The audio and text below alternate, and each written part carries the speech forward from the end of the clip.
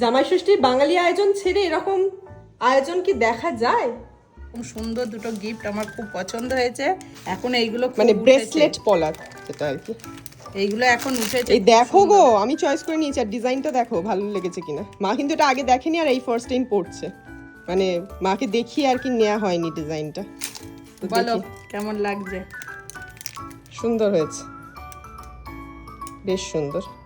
জামাই ষষ্ঠীর বাঙালি আয়োজন ছেড়ে এরকম আয়োজন কি দেখা যায়?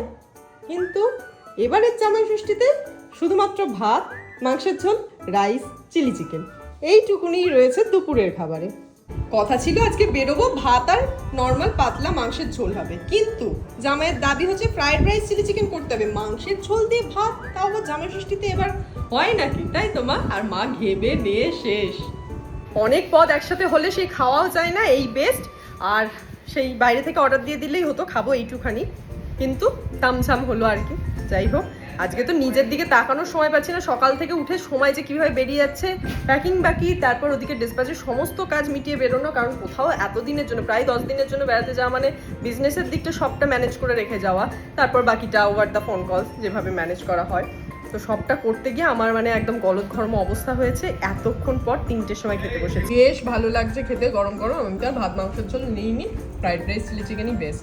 বেরোবো 6টার পর, এখন ওই প্যাকিং কমপ্লিট করতে পারিনি, মানে সবই এখানে ছড়িয়ে ছিটিয়ে রেখেছিলাম। রাহুলের ভরসায় ছিলাম, কারণ ও প্যাকিংটা ভালো করে, যে ও আসলে সবটা সেট করবে। আমি তো এই মোটা জ্যাকেটগুলোকে নিয়ে পাচ্ছিই না যে কিভাবে কি নেব না নেব।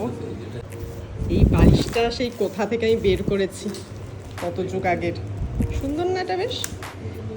তো চলো সব প্যাক করি, নিচে নামি। সময় হাতে বড়ই কম, কিন্তু খাওয়া আর শেষ হচ্ছে না, একের পর এক একের পর। তো বিকালবেলা বেরোনোর আগে পোড়া পোড়া চিকেন পকোড়া। গরমে ঘেমে বালি থেকে আমাদের যাত্রা শুরু। আরে গরম তো, কি ভ্যাপসা গরম, ও মা গো। এখন ক্যাব আসছে, ততক্ষণে দেখা যাক উবেরের দেখা পাওয়া যায়। ও 2 মিনিট এখনো। দক্ষিণেশ্বরে মাকে স্মরণ করে যাত্রা